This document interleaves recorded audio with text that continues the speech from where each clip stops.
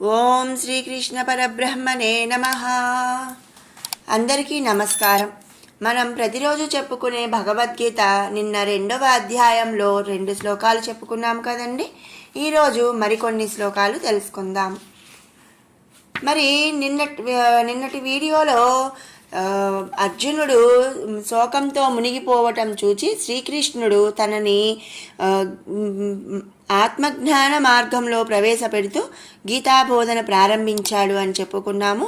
అలాగే అసలు ఈ ఆలోచన అనేది తనకు యుద్ధం ప్రస్తావన లేకముందు రావాల్సింది. ఇప్పుడు ఎక్కడి నుంచి ఈ శోకం వచ్చింది? ఈ శోకం వలన తనకు కలిగేది స్వర్గము కాదు, ఘోర నరకమని, అలాగే కీర్తి కాదు అపకీర్తి అని చెప్పి కొంత గీతాబోధన భగవంతుడు చేశాడు. మరి ఇంకా ఏం చెప్పాడు అంటే, క్లైభ్యం మాస్మగమః పార్థ నైతత్వయ్యుపపద్యతే క్షుద్రం హృదయ దౌర్బల్యం త్యక్త్వోత్తిష్ట పరంతప. మరి పిరికితనం అంటే ఏమిటి అంటే, పృథువంశంలో ఎవ్వరికీ తెలియదు. వంశ విరుద్ధమైన భయమును నీ దరికి చేర్నిచూట మంచిది కాదు, నీకు తగదు. నీ తేజస్సు చాలును శత్రువులను దహించివేయుటకు. ఆ తేజస్సు అంతా నీ మానసిక ధైర్యము వల్ల నశించుచున్నది. అట్టి నాశకరమగు ధైర్యమును వదిలిపెట్టి లెమ్ము అర్జున, యుద్ధము చేయుము అని చెప్పి అర్జునుడితో ఆ భగవానుడు శ్రీకృష్ణుడు చెప్తున్నాడు. మరి ఏమిటి ఈ శ్లోకము అంటే ఏంటంటే, మరి ధర్మ సంస్థాపన కోసం అర్జునుడికి గీతాబోధన భగవంతుడు చేస్తున్నాడు. అసలు పృథువంశం వాళ్ళకి పిరికితనం అంటే తెలియదు అని చెప్పి చెప్తున్నాడు. నువ్వు అలాంటి పిరికితనాన్ని దరి చేర్చుకోవద్దు అని చెప్పి భగవానుడు అర్జునునికి చెప్పాడు. ఇంకా ఏం జరిగింది అంటే, అర్జున ఉవాచ కథం భీష్మమహం సంఖ్యే ద్రోణం చ మధుసూదన ఈషుభిః ప్రతియోత్స్యామి పూజార్హావరిసూదన. హే కృష్ణ, మరి అర్జునుడు శ్రీకృష్ణుడు చెప్పినవన్నీ కూడా విన్నాడు కదా. విని ఇప్పుడు ఏం చెప్తున్నాడంటే, హే కృష్ణ, నీవు అసురులను మాత్రమే సంహరించితివి. మరి ఆ మాట నేను నా బంధువులను ద్వారా, నా పెద్దల ద్వారా విన్నాను. కానీ నేను బంధువులను కాదు కదా, భక్తులకు శత్రువులైన వారిని. మరి శ్రీకృష్ణుడు చెప్పిన అవన్నీ కూడా విని అర్జునుడు ఈ విధంగా చెప్తున్నాడనమాట. హే కృష్ణ, నీవు అసురులను మాత్రమే సంహరించితివి, బంధువులను కాదు. నేను ఆ విషయం విన్నాను. మరి భక్తులకు శత్రువులైన వారిని కూడా సంహరించదవని తెలియను గాని గురువులను కాదు. మరి ఇక్కడ నాకు ద్రోణుడు గురువు, భీష్ముడు నాకు పితామహుడు అంటే తాతగారు. వీరిరువురును సంహరించమనిట నీకు తగునా అని చెప్పి అర్జునుడు అడుగుతున్నాడు. మరి అంతే కదండి, శ్రీకృష్ణుడు ఎంతమంది అసురులను చంపినా కూడా వాళ్ళు బంధువులు కాదు, వాళ్ళు కేవలం అసురులు అని చెప్పి నేను విన్నాను. మరి ఇక్కడ నన్ను మాత్రం నా గురువులను పితామహులను చంపమని చెప్పి చెప్తున్నావు. మరి సాందీపుడు మొదలగు గురువులను నీవు సంహరింపలేదు దేనికని? మరి పుష్పాదులతో పూజించావు, నువ్వు మాత్రం నీ గురువులను పుష్పాలతో పూజించావు, నన్ను మాత్రం నా గురువుని చంపమని చెప్తున్నావు. నాకు వీరును అట్లు పూజింపదగిన వారే కదా, వీరిని బాణములతో ఎదిరించి పోరాడమనుచున్నావేంటి? ఇది నీకు తగునా? ఎట్లు చేయగలను నేను ఈ యుద్ధము అని చెప్పి అర్జునుడు శ్రీకృష్ణుడిని అడుగుతున్నాడనమాట. మరి ఇక్కడ చూడండి, మన ముందు శ్లోకంలో శ్రీకృష్ణుడు చెప్పాడు. ఏమని చెప్పాడు? ఇవన్నీ కూడా నువ్వు ఆలోచించుకోవాల్సింది, యుద్ధము అనే విషయము మొదలైనప్పుడు నువ్వు ఆలోచించుకోవాలి. ఇప్పుడు యుద్ధానికి అన్నీ సన్నిద్ధమై అందరూ వచ్చి యుద్ధ భూమిలో నిలుచుని యుద్ధానికి రెడీగా ఉన్నప్పుడు, అంటే సిద్ధంగా ఉన్నప్పుడు నువ్వు ఇలాంటివి ఆలోచించటానికి కుదరదు, ఇలాంటి ఆలోచించడం అసలు సరికాదు అని చెప్పి శ్రీకృష్ణుడు చెప్పాడు. అయినా కూడా మళ్ళీ అర్జునుడు మొదటికే వచ్చాడనమాట. ఏంటి మరి, నువ్వు మాత్రం నీ అసురులను చంపావు, నీ బంధువులను చంపలేదు, నీ గురువులను చంపలేదు. మరి ఇక్కడ నాకు ద్రోణుడు భీష్ముడు నాకు గురువు పితామహుడు, మరి నువ్వు మాత్రం నీ గురువుని పూలతో పూజించావు, మరి నేను మాత్రం నా గురువుని బాణాలతో ఎదిరించి పోరాడమని చెప్తున్నావు. ఇది ఎట్లా నేను యుద్ధం చేస్తాను అని చెప్పి మళ్ళీ అర్జునుడు మొదలుకి వచ్చాడనమాట. మరి ఇంకా అర్జునుడు ఏం చెప్తున్నాడు అంటే, గురూణ హత్వా హి మహానుభావాన్ శ్రేయో భోక్తుం భైక్షమపీహ లోకే హత్వార్థకామాంస్తు గురూని హైవ భుంజీయ భోగాన్ రుధిర ప్రదిగ్ధాన్. అంటే ఏంటంటే, మరి మిక్కిలి ప్రభావము కలిగిన వారును పెద్దలను అగు భీష్మ ద్రోణాదులను సంహరించి అనుభవించే ఈ రాజ్య భోగాల కంటే వారిని అలాగే వదిలేసి నాకు రాజ్యము లేక అడవులు తిరుగుతూ పొందడి భిక్షాన్నమే మేలు అని అనిపించుచున్నది. ఎలా అంటే, వారు రాజ్యము భోగములందు ఆశ కలవారు, వారికి స్వయముగా ఆశ లేకున్నను అట్టి ఆశాపీడితుడగు దుర్యోధనుని పక్షాన ఉండుట వలన వారికి కూడా ఆ దోషం ఆవరించింది. మరి యుద్ధంలో వారు చనిపోవుట నిశ్చయము. తదుపరి ఆ రాజ్యమును పొంది భోగములు అనుభవించినప్పుడు ఆయా స్థానములలో ఇదివరలో ఆయా భోగములను వారు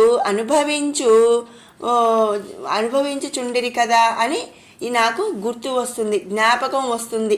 మరి యుద్ధంలో సంహరింపబడి రక్తసిక్తములైన వారి శరీరములు నాకు మదిలో కనిపిస్తాయి.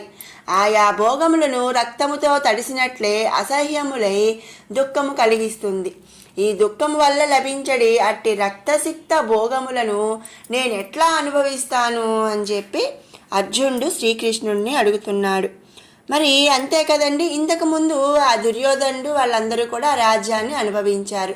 మరి ఖచ్చితంగా నేననేది యుద్ధం చేస్తే అర్జునుడు యుద్ధం చేస్తే గనక దుర్యోధనుడు, మరి భీష్మ పితామహుడు, ద్రోణాచార్యుడు ఇలా అందరూ కూడా చనిపోతారు.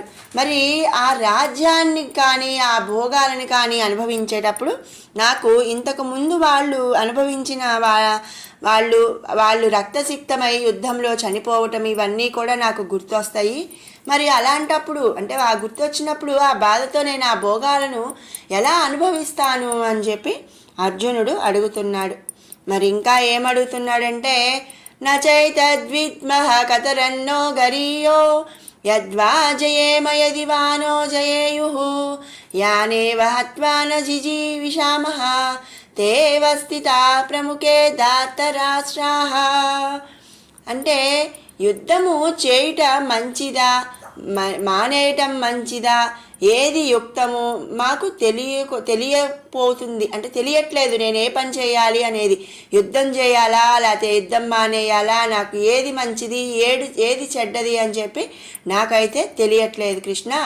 మరి ఒకవేళ యుద్ధమే జరిగితే మేము ఖచ్చితంగా జయాన్ని పొందుతాము, లేదా వారే జయిస్తారు. చెప్పుట అది కూడా కష్టం కదా.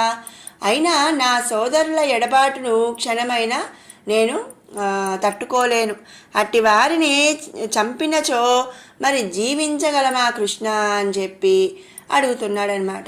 మరి నా సోదరులు కొంతకాలం నాకు దూరంగా ఉంటేనే మేము తట్టుకోలేము, మరి వాళ్ళని నేను చంపటం అనేది నేను చంపేసి నేను జీవించగలనా, నేను బతకగలనా అని చెప్పి అర్జునుడు చెప్తున్నాడు. కృష్ణ, కానీ ఆ పెదనాన్నగారి పుత్రులకు కౌరవులే యుద్ధ సన్నద్ధులై యుద్ధరంగమున ఎట్ట ఎదుట చంపుటకో చనిపోవుటకో సంసిద్ధులై నిలిచియున్నారే, నాకిది కష్టముగా ఉన్నది. అంటే ఏంటంటే మరి నాకేమో కష్టంగా ఉంది, మరి మా పెదనాన్నగారి కొడుకులైన పుత్రులైన కౌరవులు మాత్రం యుద్ధ సన్నద్ధులై యుద్ధరంగమున చంపటమా చావటమా అన్నట్లుగా నిలిచున్నారు. నాకేమో మరి కష్టంగా ఉంది, వారికి ఆ కష్టం లేదా వారిని అని చెప్పి అర్జునుడు అడుగుతున్నాడనమాట. మరి ఏంటంటే వారిని చంపినచో నేను జీవించగలనా అనుకుంటున్నాడు అర్జునుడు. కానీ మరి మమ్ము చెప్పరాని కష్టాలు అంటే పాండవులను చెప్పరాని కష్టాలు పెట్టారు కదండి కౌరవులు. మరి వాళ్ళని మేము చంపకుండా మళ్ళీ మేము ఎలా జీవించగలము అని అర్జునుడు, మనం అంటాం కదండి డైలమోలో ఉన్నాము అదా ఇదా అని తేల్చుకోలేకపోతున్నాము అని చెప్పి మనం అప్పుడప్పుడు అంటుంటాం కదా, ఆ పరిస్థితుల్లో అర్జునుడు ఉన్నాడనమాట.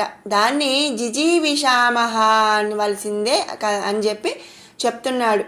అంటే ఏంటంటే యుద్ధం చేయాలా చేయొద్దా, మరి వాళ్ళు దూరం అయితే వాళ్ళని చంపితే మేము బతకలేము, మరి మమ్మల్ని అన్ని కష్టాలు పెట్టిన వాళ్ళని మేము చంపకుండా వదిలేయలేము, మరి ఏం చేయాలి కృష్ణ అని చెప్పి అర్జునుడు బాధపడుతున్నాడు.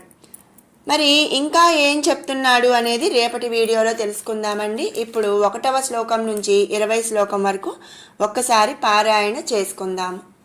ఓం శ్రీకృష్ణ పరబ్రహ్మణే నమః. శ్రీమద్భగవద్గీత 2వ సాంఖ్యయోగः. తం తథా కృపయావిష్టం అశ్రుపూర్ణాకులేక్షణం విషీదంతమిదం వాక్యం ఉవాచ మధుసూదనః. కుతస్త్వాకస్మలమిదం విషమే సముపస్థితం అనార్యజుష్టమస్వర్గ్యం అకీర్తికరమర్జున. క్లైభ్యం మాస్మగమః పార్థ నైతత్వయ్యుపపద్యతే క్షుద్రం హృదయ దౌర్బల్యం త్యక్త్వోత్తిష్ఠ పరంతప.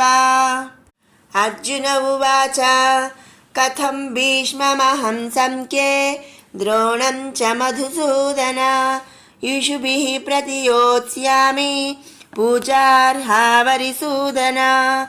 గురూన్ హత్వా హి మహానుభావాన్ శ్రేయో భోక్తుం భైక్ష్యమపీహ లోకే హత్వాత్తకామాంస్తు గురూనిహైవ భుంజీయ భోగాన్ రుధిర ప్రదిగ్ధాన్ న చైతద్విద్మః కతరన్నో గరీయో యద్వా జయేమ యది వా నో జయేయుః.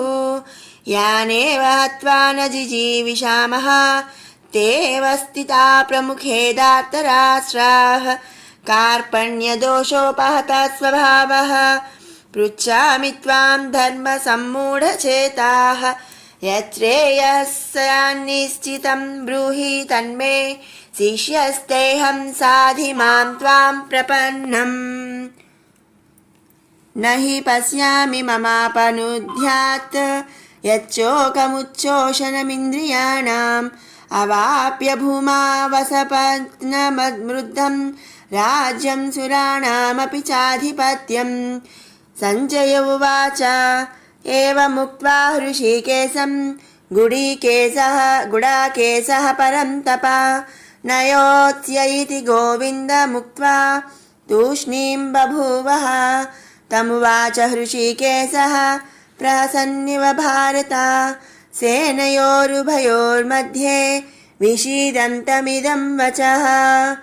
భగవానువాచ అశోచ్యానన్వశోచస్త్వం ప్రజ్ఞావాదాంశ్చ భాషసే గతాసూన గతాసూంశ్చ నానుశోచంతి పండితాః. నత్వేహవాహం జాతునాసం నత్వం నేమే జనాధిపః న చైవ న భవిష్యామః సర్వే వయమతః పరం. దేహినోऽస్మిన్ యథా దేహే కౌమారం యౌవనం జరా తథా దేహాంతరప్రాప్తిః ధీరస్తత్ర న ముహ్యతి. మాత్రా స్పర్శాస్తు కౌంతేయ శీతోష్ణసుఖదుఃఖదాః ఆగమాపాయునో నిత్యాః తాం స్థితిక్షస్వ భారత. యం హి న వ్యథయంత్యేతే పురుషం పురుషర్షభ సమదుఃఖసుఖం ధీరం సోమృతత్వాయ కల్పతే. నాసతో విద్యతే భావో నాభావో విద్యతే సతః ఉభయోరపి దృష్టోऽन्तः త్వనయోస్తత్వదర్శిభిः. అవినాశి తు తద్విద్ధి येन सर्वमिदं ततं विनाशमव्ययस्यास्य न कश्चित् कर्तुमर्हति. अन्तवन्त इमे देहा नित्यस्योक्ताः शरीरिणः अनाशिनो प्रमेयस्य तस्माद्युध्यस्व भारत. य एनं वेत्ति हन्तारं यश्चैनं मन्यते हतम् उभौ तौ न विजानीतो नायं हन्ति न हन्यते. न जायते म्रियते वा कदाचित् नायं भूत्वा भविता वाह न भूयः. अजो नित्यः शाश्वतोऽयं पुराणो न हन्यते हन्यमाने शरीरे. ॐ श्रीकृष्ण परब्रह्मणे नमः.